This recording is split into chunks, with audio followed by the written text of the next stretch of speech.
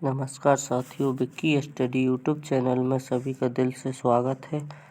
आज 26 जनवरी 76वें गणतंत्रता दिवस के अवसर पर आज हम जनगणना पढ़ेंगे। जनगणना का इतिहास, भारत में जनगणना कहाँ से कब से स्टार्ट हुई। तो जनगणना का इतिहास है। प्राचीन काल में जनगणना का प्रमाण रोमन साम्राज्य कैडेस्ट्रियल सर्वे के रूप में प्राप्त हुआ। मुगल काल में अबुल फजल द्वारा रचित आईन अकबरी 1595-96 में जनगणना का उल्लेख मिलता है।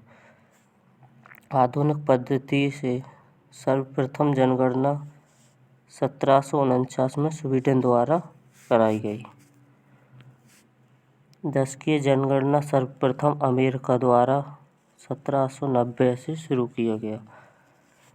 1801 में इंग्लैंड में जनगणना प्रारंभ हुई। भारत में जनगणना का इतिहास।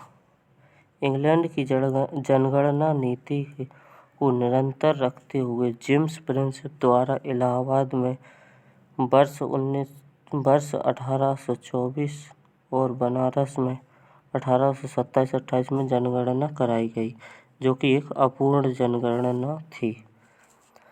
एक भारतीय शहरी पहली पूर्ण जनगणना 1830 में हेनरी वाल्टर द्वारा ढाका, जो कि आज वर्तमान में बांग्लादेश में है, आयोजित कराई गई थी। भारत में पहली गैर तुल्यकालीन अनियमित जनगणना 1872 में म्यू के समय में कराई गई। वेरी इम्पोर्टेंट है, जो कि हमें याद करके चलना है।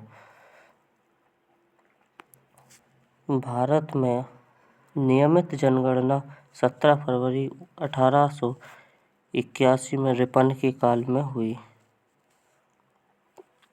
जो कि दशकीय जनगणना है। जनगणना आयुक्त W.C. प्लोंडेन थे 1881 में। स्वतंत्र भारत की पहली जनगणना 1951 में की गई। 1951 में की गई। जनगणना आयुक्त थे W.M. एड्स और R.A. गोपालस्वामी। इसके बाद वर्तमान जनगणना 15वीं जनगणना एवं स्वतंत्र भारत की 7वीं जनगणना है। 21वीं शताब्दी में यह दूसरी जनगणना है। जनगणना प्रशासनिक स्वरूप गृह मंत्रालय के अंतर्गत आती है। ये कौन सी गृह मंत्रालय के अंतर्गत आती है। संविधान की 7वीं अनुसूची, जो कि संघ सूची का विषय है। जनगणना का दायित्व अनुच्छेद 246 के तहत केंद्र सरकार के पास है। स्वतंत्रता के बाद पहला अधिनियम 1948 में जनगणना अधिनियम, जो कि वेरी इम्पोर्टेंट है, पूछा जाता है जनगणना अधिनियम कब का है, तो हमें याद रखना है 1948 का। 1961 से जनगणना कार्य की महत्ता को देखते हुए गृह मंत्रालय के अधीन जनगणना विभाग की स्थापना की गई। जनगणना विभाग की स्थापना कब की गई? 1961 में। शीर्ष अधिकारी होते हैं जनगणना आयुक्त जी, हमें याद रखना है। 2011 की जनगणना आयुक्त थे डॉक्टर C. चंद्रमौली। 2022 की जनगणना, जो कि नहीं हुई लॉकडाउन के कारण, कोरोना का, उसके जनगणना आयुक्त थे श्री मृत्युंजय कुमार नारायण, जो कि हमें याद रखना है। अब जनगणना देखिए कब हुई हमारे इंडिया में। 1901, 1911, 1921 हमें वेरी इम्पोर्टेंट है, याद रखना है, क्योंकि यहाँ जनगणना दर नेगेटिव रही। इसे महान विभाजन वर्ष के नाम से जाना जाता है। 1951 भी याद रखना है हमें, वेरी मोस्ट है, देश की आज़ादी के समय सबसे अधिक मतलब अच्छी वृद्धि हुई थी। और 2011 की जनगणना आंकड़े हमें याद रखना है कितनी वृद्धि थी, तो 17.70% वृद्धि थी, ये हमें याद रखना है। जनसंख्या वृद्धि दर वाले 5 शीर्ष राज्य एवं केंद्र शासित प्रदेश हमें वेरी इम्पोर्टेंट याद रखना है, जो कि दादर नगर हवेली, इसका जनसंख्या वृद्धि परसेंटेज 55.88। बस हमें दादर नगर हवेली एक याद रखना। और स्टेट में हमें रखना है याद मेघालय, वेरी इम्पोर्टेंट। मेघालय में 27.95, अरुणाचल प्रदेश में 26.03। न्यूनतम जनसंख्या वाले 5 राज्य, तो राज्यों में सबसे न्यूनतम जनसंख्या जो कि ऋणात्मक रही थी 0.58 नागालैंड में, केरल में 4.91 हमें याद रखना है। और यूटी में रखना है हमें केंद्र शासित प्रदेश में लक्षद्वीप 6.33, इतना हमें याद रखना है। अब है हमारे प्रशासनिक आंकड़े 2011 के अनुसार कुल कितने केंद्र शासित प्रदेश थे, कुल राज्यों में कितने जिले थे। जिलों की संख्या 640, उप जिलों की संख्या 5924, नगरों की संख्या 7933 और नगरों हमें रखना है कुल ग्रामों की संख्या जो कि याद रखना है 6.41 लाख थी, वेरी इम्पोर्टेंट। अब देखते हैं कुछ अंतिम आंकड़े जनगणना के, जो कि जनगणना के अंतिम आंकड़े के रूप में देखा जाता है। तो हमें केवल इसमें कुछ ज़्यादा इम्पोर्टेंट नहीं है। 2001 से 2011 के बीच में जो वृद्धि हुई जनसंख्या में वो याद रखना है बस। और हमें यहाँ जो भी मोस्ट है हम वो देखेंगे। यहाँ भी कुछ ज़्यादा कुछ इम्पोर्टेंट नहीं है, कुछ खास, बस इतना रखना है हमें याद कि जनसंख्या घनत्व 325 से बढ़कर 382 हो गया था, जो कि 57+ हुआ था। यहाँ भी कुछ ज़्यादा कुछ महत्वपूर्ण नहीं है, बस हमें लिंग अनुपात ध्यान रखना है, सेक्स रेशियो, जो कि लिंग अनुपात हमारा 2001 में था 946, 2011 में 943, जो कि वर्तमान में अभी 943 ही लिंग अनुपात माना जाता है। ये हमें वेरी इम्पोर्टेंट याद रखना है। लिंग अनुपात ये हमें देखना है 2011 तो 1901 में था हमारा लिंग अनुपात 941 ओवरेज,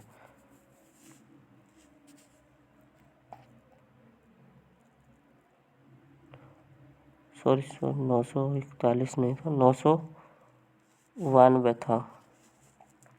1961 में था हमारा 941 लिंग अनुपात। हमें अभी का याद रखना है 2001 का और 2011 का। 2001 में 1933 और 2011 में 933 943 वेरी इम्पोर्टेंट है, जो कि हमें याद रखना है।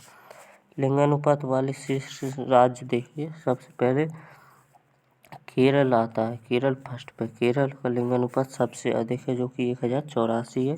फिर तमिलनाडु का लिंगानुपात है 996, और फिर आंध्र प्रदेश का है 993, फिर छत्तीसगढ़ का है 991, मेघालय का 989 में याद रखना है थोड़ा।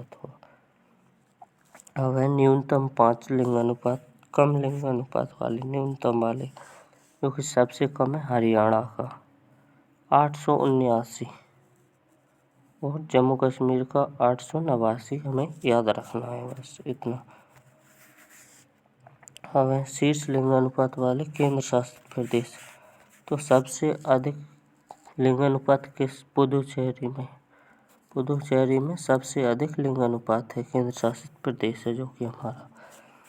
और न्यूनतम में हमें याद रखना है दादर नगर हवेली, जो कि 618 है मात्र, उसका लिंगानुपात कितना है, मात्र 618, जो कि हमें याद रखना है। और हमें आगे यहाँ तक कोई ज़्यादातर वो नहीं रखना है।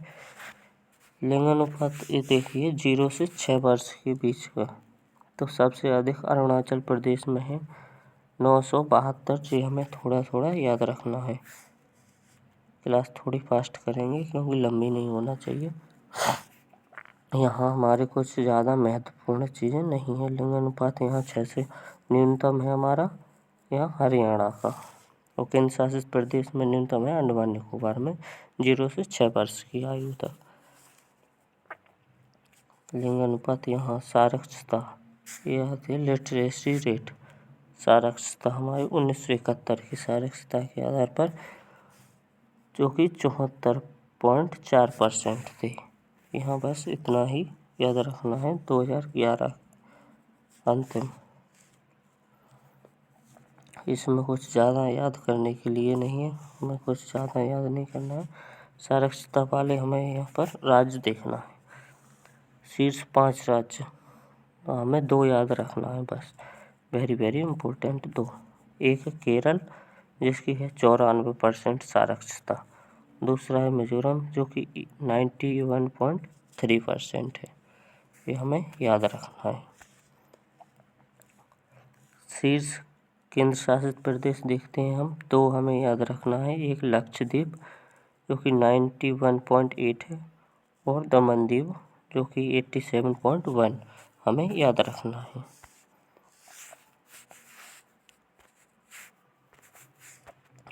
और हमें न्यूनतम साक्षरता वाले 2 केंद्र शासित प्रदेश, 2 राज्यों के नाम याद रखना है, जो कि केंद्र शासित प्रदेश में है दादर नगर हवेली, जिसकी 76.2% साक्षरता है, ये हमें याद रखना है। साक्षरता वाले सबसे अधिक वृद्धि कहाँ पर हुई है 2001 से 2011 के बीच में, तो वो हुई है दादर नगर हवेली में, वेरी वेरी इंपॉर्टेंट है, हमें याद रखना है। कितनी 119.46, जो कि हमें याद रखना है। फिर हुई है राज्य में, हुई है बिहार में, ये हमें याद रखना है। पुरुष साक्षरता किस राज्य में सबसे अधिक है, किस केंद्र शासित प्रदेश में अधिक है, हमें याद रखना है। केरल में है 96.1%, जो कि हमें याद रखना है, जो कि वेरी वेरी इम्पोर्टेंट है। और लक्षद्वीप में रखना है हमें याद 95.6 है, जो कि हमें याद रखना है थोड़ा। न्यूनतम साक्षरता वाले राज्य देखिए, सबसे कम साक्षरता हमारी बिहार में है, बिहार में हमें याद रखना है, सबसे कम है 71.2, जो कि हमें याद रखना है। फिर अरुणाचल प्रदेश, आंध्र प्रदेश, मेघालय, जम्मू कश्मीर और झारखंड बराबर में। सबसे कम साक्षरता वाला राज्य हमारा बिहार है, हमें ये याद रखना है हमेशा। ये है स्त्री साक्षरता, जो कि बिहार में ही है सबसे कम, राजस्थान में है, फिर दूसरे नंबर पे झारखंड आता है, जम्मू कश्मीर आता है, उत्तर प्रदेश आता है हमारा, ये हमें याद रखना है।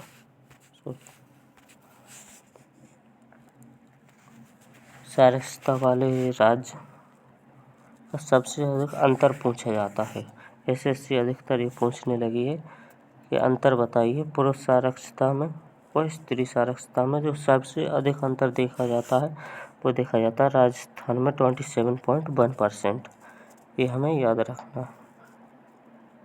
और राज्यों में न्यूनतम अंतर पूछा जाता है, न्यूनतम हमें याद रखना है मेघालय में है, जो कि जहाँ स्त्रियाँ और पुरुष लगभग बहुत कम अंतर है 3.1%, जो कि हमें याद रखना है। कुछ हमें उच्च साक्षरता वाले जिले भी याद रखना है, जो कि सिरछिप है मिजोरम का सबसे अधिक शिक्षित जिला है। 98.76% साक्षर लोग रहते हैं वहाँ पर। और हमें याद रखना है न्यूनतम वाले, तो न्यूनतम में अलीराजपुर MP का, अलीराजपुर मध्य प्रदेश का सबसे कम शिक्षित लोग रहते हैं जिले में, अलीराजपुर। दूसरे नंबर पे आता है बीजापुर छत्तीसगढ़ का, ये भी हमें थोड़ा याद रखना है। ये है हमारा जनसंख्या घनत्व, जो कि हमें ज़्यादा नहीं पढ़ना है, ये भी कुछ ज़्यादा इम्पोर्टेंट नहीं है। जनसंख्या घनत्व फिर भी देख लेते हैं। तो सबसे अधिक जनसंख्या घनत्व हमारे यहाँ राज्य में बिहार में है, जो कि 1106 प्रति वर्ग किलोमीटर जनसंख्या में लोग रहते हैं। न्यूनतम है अरुणाचल प्रदेश में, जो कि 1 वर्ग किलोमीटर वर्ग एरिया में केवल 17 व्यक्ति रहते हैं, ये हमें याद रखना है। और केंद्र शासित प्रदेश में सबसे ज़्यादा है, जो कि दिल्ली में 11,320 व्यक्ति रहते हैं प्रति वर्ग किलोमीटर, जो कि हमें वेरी इम्पोर्टेंट है, याद रखना है।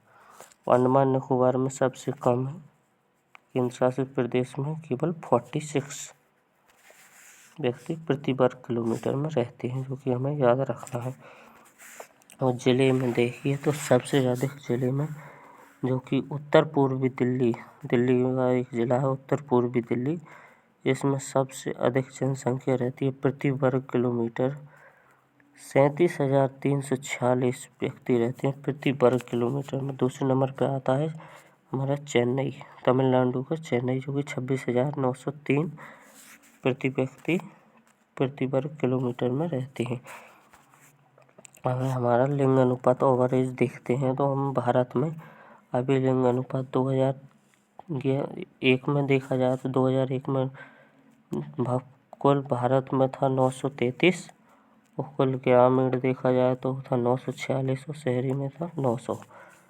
2011 के आंकड़े देखे जाते हैं तो 943 माना जाता है अभी तक, और शहरी में हमें याद रखना है 929। थोड़ा अंतर भी याद रखना है हमें। 2000 ऐसे भी क्वेश्चन पूछा जाता है 2001 से 2011 तक लिंग अनुपात में कितना अंतर आया, तो +10 हमें याद रखना है, वेरी इम्पोर्टेंट है, जो कि।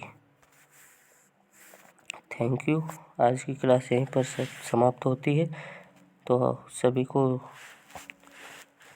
गणतंत्रता दिवस की हार्दिक शुभकामनाएं। मिलते हैं नेक्स्ट वीडियो में। Thank you.